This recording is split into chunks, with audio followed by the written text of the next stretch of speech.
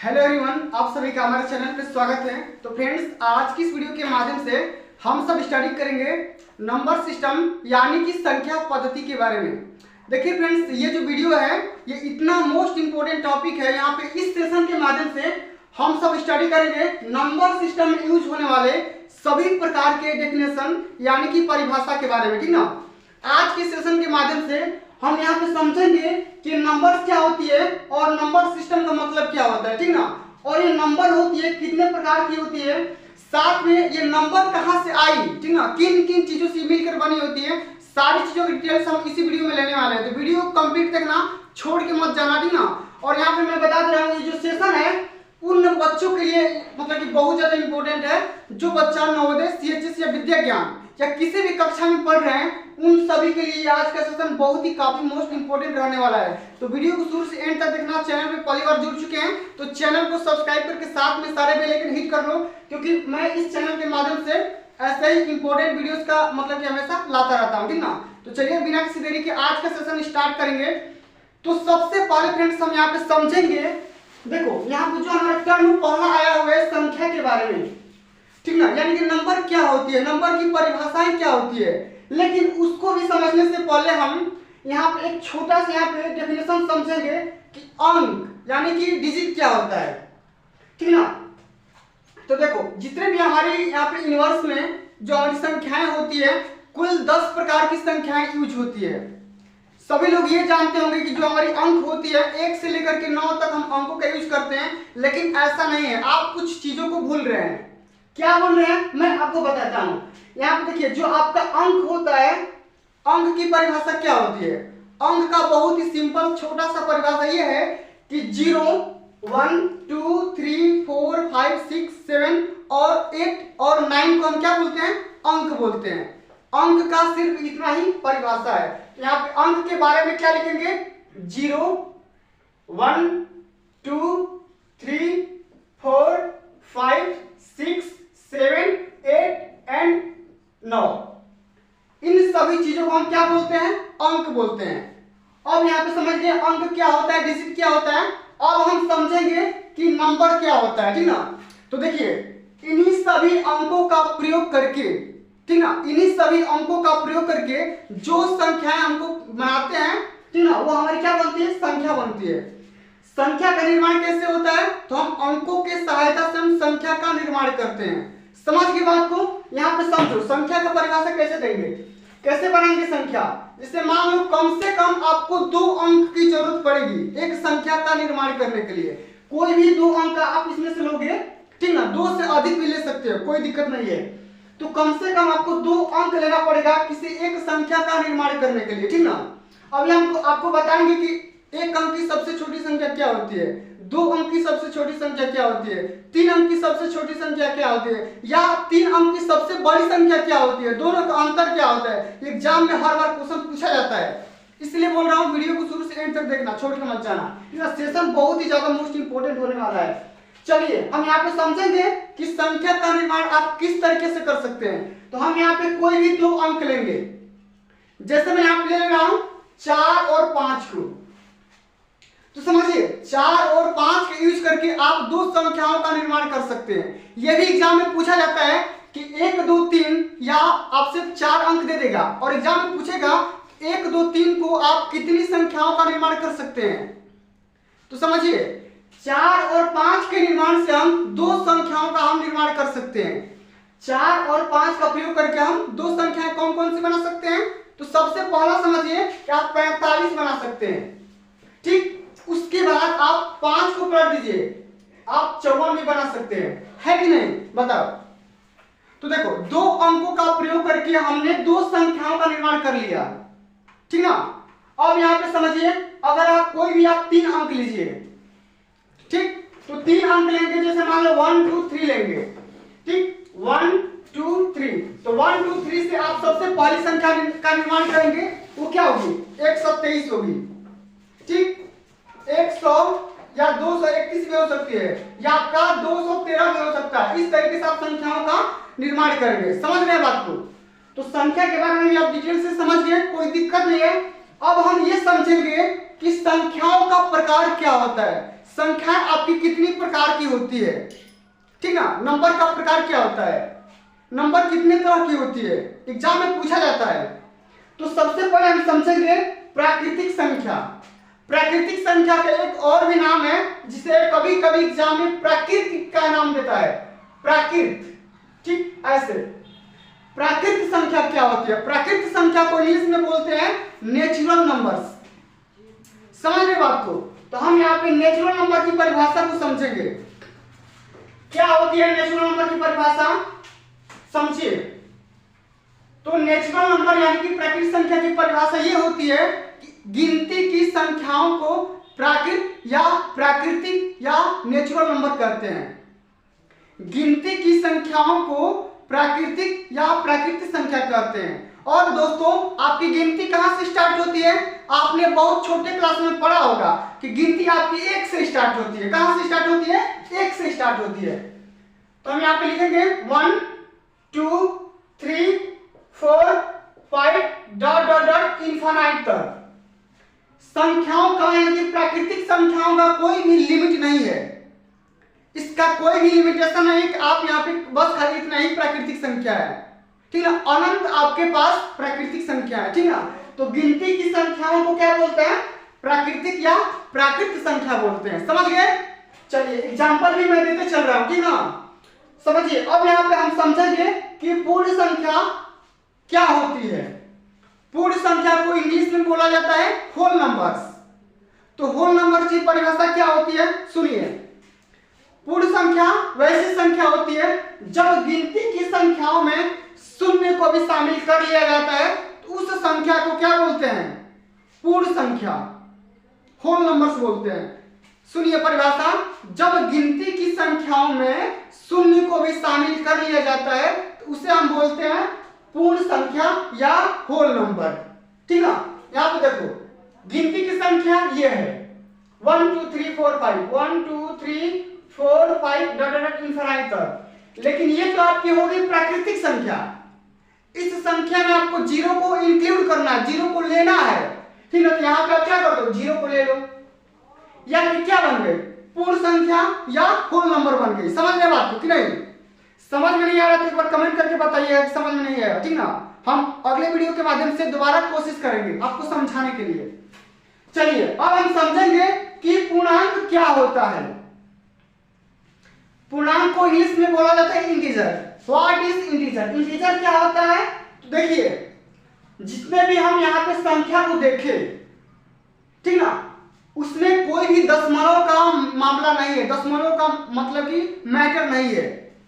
तो पूर्णांक क्या होता है, पूर्णांक ऐसी संख्या होती है जो बिना दशमलव की संख्या होती है या अंक होता है, ठीक ना। बिना दशमलव वाली संख्याओं को क्या बोलते हैं, आप पूर्णांक बोलते हैं। पूर्णांक आपका 3 तरीके का हो सकता है, कौन कौन सा।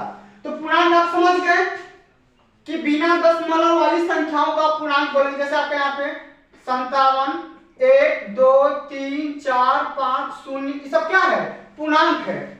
समझ रहे बात को। अब यहाँ पे हम समझेंगे पूर्णांकों के प्रकार यानी कि टाइप्स ऑफ इंटीजर। कितने प्रकार के पूर्णांक होते हैं। तो आपके प्राकृतिक संख्या में चाहे आपके इनवर्स में 3 प्रकार के पूर्णांक होते हैं। कौन कौन से, सबसे पहला आता है आपका धन पूर्णांक, शून्य पूर्णांक, ऋण पूर्णांक, ठीक। अब धन पूर्णांक क्या होता है, पॉजिटिव इंटीजर क्या होता है। तो पॉजिटिव इंटीजर ऐसा पूर्णांक जिसके जो प्लस हो, ठीक ना, जिसके पीछे प्लस का साइन लगा हो, उसे बोलेंगे हम पॉजिटिव यानी कि धनात्मक पूर्णांक। समझ रहे बात को। जैसे यहाँ पे जितने भी यहाँ पे मैं पूर्णांक अभी लिखा हूं आपके सामने, वो सभी क्या है, धनात्मक पूर्णांक है। जैसे यहाँ पे देखो, जैसे यहाँ पे देखो +1 या +2 +3 +5 +57, ये सब क्या है, धनात्मक पूर्णांक है। शून्य एक अलग पूर्णांक है, ठीक ना, शून्य एक अपना अलग पूर्णांक है। समझ रहे बात को। अब यहाँ पे देखो ऋण पूर्णांक यानी कि ऋणात्मक पूर्णांक यानी कि निगेटिव इंटीजर क्या होता है, तो इन सभी संख्याओं के पीछे क्या होगा, माइनस का साइन लगा होगा, तो उससे आप क्या बोलोगे, ऋणात्मक पूर्णांक, ठीक ना। जैसे यहाँ पे मान लो -1 -2 -3, ठीक है, इस तरीके से। तो समझो पूर्णांक को दर्शाने का तरीका संख्या रेखा पे, ये आपका हो गया शून्य पूर्णांक, और शून्य से जब आप यहाँ पे राइट जाएंगे तो जितने भी टाइप के आपको पूर्णांक बनेंगे +1 +2 +3 ये सब क्या है, धनात्मक पूर्णांक। क्या है, धनात्मक पूर्णांक। समझ रहे बात को, ये आपका हो जाएगा शून्य पूर्णांक। क्या हो जाएगा, ये आपका हो जाएगा शून्य पूर्णांक, लेकिन इधर -1 -2 -3 -4 इधर क्या आ रहा है आपका ऋणात्मक पूर्णांक। क्या है आपका ऋणात्मक पूर्णांक। समझ में बात हो कि नहीं, बताओ, एक बात जरूर बताना। और ये सेशन अच्छा लग रहा होगा तो एक लाइक तो जरूर कर देना, और शेयर आप जितना मन करे उतना कर सकते हैं, कोई दिक्कत नहीं है। समझ गए पूर्णांक के प्रकार। अब हम समझेंगे, संख्याओं के बारे में स्टडी कर रहे हैं तो हम समझेंगे कि सम संख्या और विषम संख्या क्या होती है, और इवन क्या होती है, ठीक ना। तो सम संख्या क्या होती है, सम संख्या का परिभाषा क्या है, ऐसी संख्याएं जो 2 से पूरी विभाजित हो जाती है उसे हम बोलते हैं सम संख्या। और सबसे छोटी सम संख्या क्या होती है, तो 2 सबसे छोटी सम संख्या होती है, जो 2 होती है आपकी सबसे छोटी सम संख्या 2 होती है। और सम संख्या का परिभाषा क्या होता है, जो 2 से पूरी विभाजित हो जाती है उसे बोलते हैं सम संख्या। समझ गए बात। अब विषम संख्या क्या होती है, जो 2 से पूरा विभाजित नहीं होती है उसे बोलते हैं विषम संख्या। और सबसे छोटी विषम संख्या क्या होती है, तो सबसे छोटी विषम संख्या आपकी 1 होती है, जिसमें 2 से पूरा भागा नहीं जाएगा। अब यहाँ पे सम संख्या का यहाँ पे एग्जांपल क्या बन सकता है, सम संख्या का आपका एग्जांपल बनेगा, देखो सबसे छोटी सम संख्या 2, 4, 6, 8, 10, 12 इस तरीके की संख्याओं को क्या बोलोगे, सम संख्या। इन सभी संख्याओं में 2 से भागा लग जाएगा। लेकिन मैं यहाँ पे बात करूं विषम संख्या के बारे में, ठीक है, जैसे 1 हो गया, 3 हो गया, 5 हो गया, 7 हो गया, 9 हो गया, 11 हो गया, इन सभी संख्याएं क्या है, विषम संख्या है। तो ऐसी संख्याएं जिनमें 2 से पूरी भागा नहीं जाता है उसे हम बोलते हैं विषम संख्या, यानी कि ऑड नंबर। समझ रहे बात को। अब यहाँ पे समझेंगे कि भाज्य संख्या क्या होती है, कंपोजिट नंबर्स क्या होती है, ठीक ना।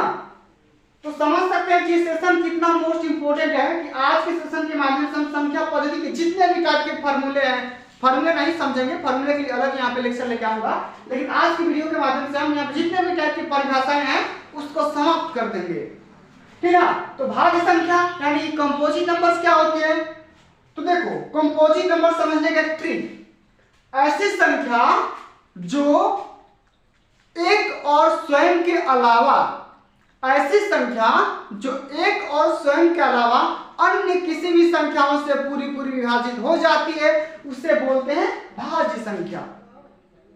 अब ऐसी कौन सी संख्या है, छोटी से छोटी संख्या जो एक और स्वयं के अलावा किसी अन्य दूसरी संख्या से भी कट जाए।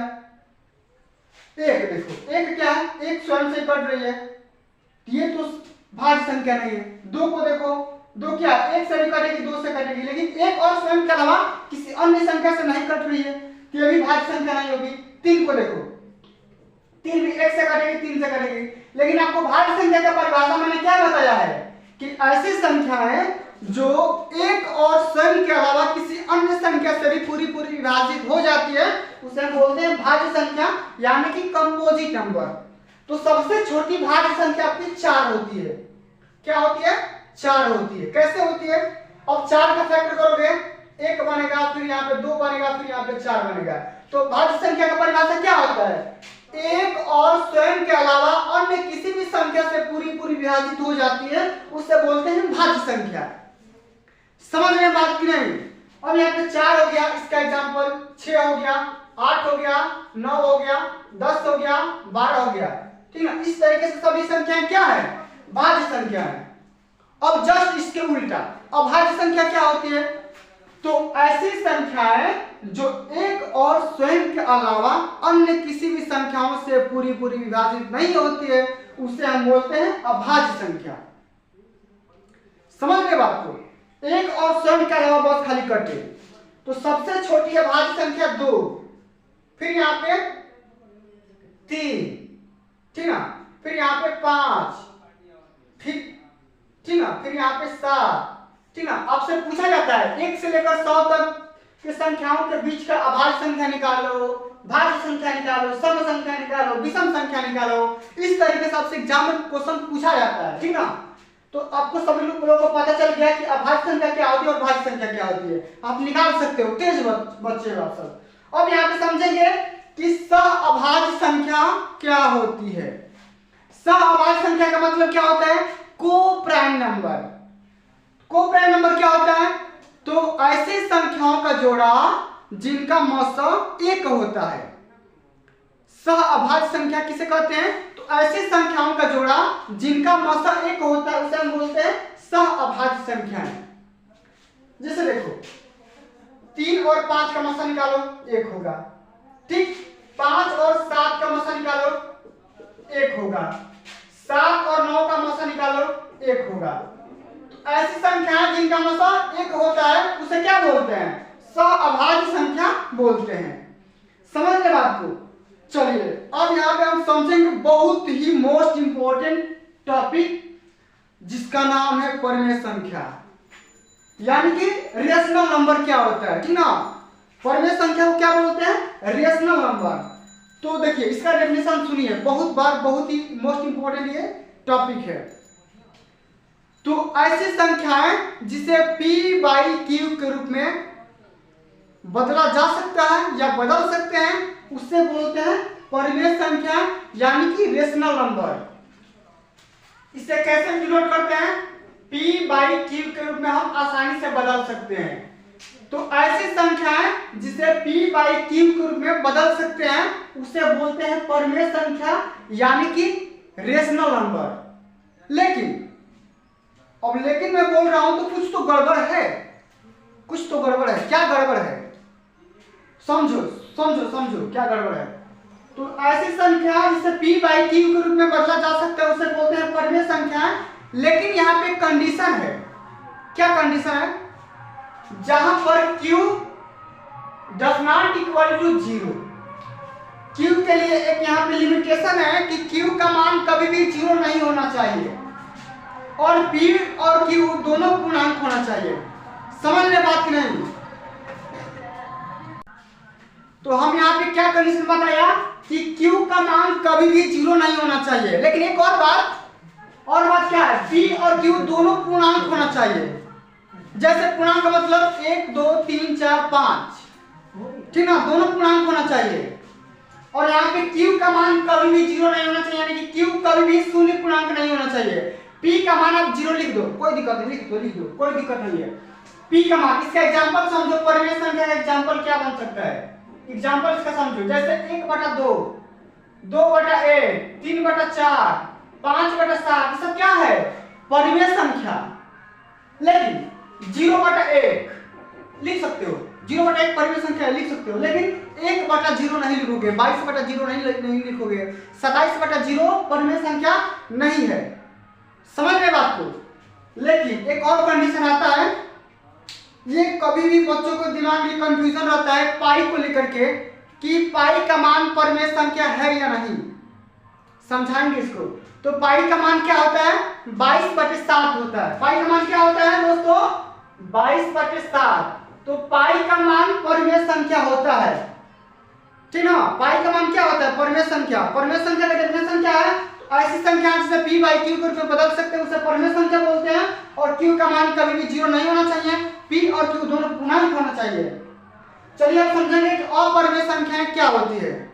तो ऐसी संख्याएं जिसे p बाई क्यू के रूप में नहीं बदला जा सकता है उसे हम बोलते हैं अपरिमेय संख्या, यानी कि इरेशनल नंबर्स।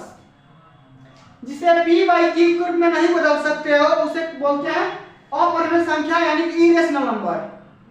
लेकिन उसका भी एक कंडीशन है, उसका भी कंडीशन है q का मान कभी भी 0 नहीं होना चाहिए और p और q दोनों पूर्णांक होना चाहिए। समझ रहे बात को। अब यहाँ पे अपरिमेय संख्या का एग्जांपल कौन कौन सा बनेगा, अपरिमेय संख्या का एग्जांपल सुनो। रूट में 2 के मान को कभी भी परिमेय संख्या के रूप में नहीं बदल सकते हो, ठीक ना। रूट में 3, रूट 5, रूट 7 सब क्या है, अपरिमेय संख्या है। लेकिन पाई भी क्या है, एक अपरिमेय संख्या है, ठीक ना। पाई भी क्या है, अपरिमेय संख्या। और पाई का मान परिमेय संख्या है। समझ रहे बात को? इतनी चीजें आपको लिखना पड़ेगा अपरिमेय संख्या यानी कि इरेशनल नंबर में। अब हम समझेंगे कि वास्तविक संख्या यानी कि रियल नंबर्स क्या होती है। बहुत ही मोस्ट इंपोर्टेंट ये परिभाषा है। वास्तविक संख्या क्या होती है, रियल नंबर्स क्या होती है? तो ऐसी संख्याएं जो परिमेय और अपरिमेय दोनों को मिलाकर या घटाकर या जोड़कर या गुणा करके या भाग करके संख्या बनाई जाती है, उसे हम बोलते हैं वास्तविक संख्याएं यानी कि रियल नंबर्स। समझ रहे बात को? तो परिमेय और अपरिमेय के संयोग से जो संख्याएं प्राप्त होती है उसे बोलते हैं वास्तविक संख्याएं। समझ रहे बात को? जैसे इससे एग्जांपल क्या बनेगा, देखो 2 क्या है, परिमेय संख्या है, और यहाँ पे √2 क्या है, अपरिमेय संख्या है। तो 2 + √2 वास्तविक संख्या हो गई। √2 - 2 क्या हो गई, और वास्तविक संख्या हो गई। ठीक, अब देखो 2 √2 क्या हो गई, वास्तविक संख्या हो गई। समझ रहे बात को? तो जितने भी यहाँ पे टाइप की संख्याएं दिया हूं सभी क्या है, वास्तविक संख्या है। चलिए समझेंगे दशमलव संख्या क्या होती है। दशमलव संख्या ऐसी संख्या है जो पूरी पूर्णांक नहीं होती है, उसे हम बोलते हैं दशमलव संख्या। ऐसी संख्या जो पूर्णांक नहीं होती उसे हम बोलते हैं दशमलव संख्या।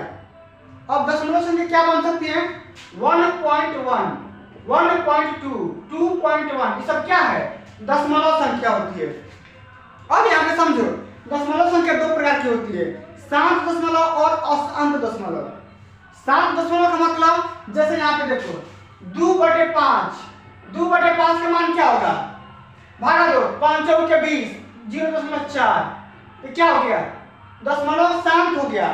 शांत मतलब कि रुक गया। जब दशमलव का रुक जाएगा तो शांत हो जाएगा, शांत दशमलव हो जाएगा। और जब आपका दशमलव नहीं रुकेगा, बार बार भागा जाएगा, बार बार जाएगा, उसे हम बोलेंगे अशांत दशमलव। इसका एग्जांपल क्या बनेगा, 1/3। 1/3 को क्या लिखते हैं, 0.3333 एकदम नाना खा लिखते चले जाओ, ठीक ना, क्या हो जाएगा, अशांत दशमलव हो जाएगा। समझ गए शांत क्या होता है और अशांत क्या होता है, इतनी चीज समझ गए। तो हमने इस चैप्टर के माध्यम से पूरा समझा, अंक संख्या, प्राकृतिक संख्या, पूर्ण संख्या, पूर्णांक प्रकार, ठीक ना, पूरा संख्या देख लिए। तो फ्रेंड्स आज के लिए बस इतना ही, मिलते हैं अगली वीडियो में। लेकिन एक रिक्वेस्ट है, अगर आपको ये सेशन अच्छा लगा होगा, हेल्पफुल लगा होगा, तो सेशन को सबसे पहले करना है कि आपको लाइक करना है और इस सेशन को ज्यादा से ज्यादा शेयर करना है।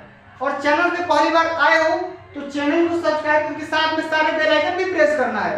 क्यों करना है, क्योंकि जैसे ही मैं अगला वीडियो अपलोड करूंगा उसका नोटिफिकेशन आपको तुरंत सबसे पहले आपको मिलेगा, ठीक ना। क्यों मिलेगा, क्योंकि आपने बेल आइकन ज्यादा पहले प्रेस किया है, ठीक ना। इसके आगे वाले लेक्चर के माध्यम से हम समझेंगे कि संख्या पद्धति में होने वाले सूत्र कौन कौन से होते हैं, और उन सूत्रों का हमने यूज करना भी सिखाऊंगा, ठीक ना। हम यूज करना भी सीखेंगे, जैसे इन प्राकृतिक संख्या का योग, पूर्ण संख्या का योग, सम संख्या का योग, विषम संख्या का योग, वर्गों का योग, घनों का योग, ठीक ना। बहुत ही टाइप के यहाँ पे सूत्र होते हैं और उन पे सारे एग्जाम में पूछे जाते हैं। तो मिलते हैं अगली वीडियो में, तब तक के लिए जय हिंद, जय भारत, वंदे मातरम।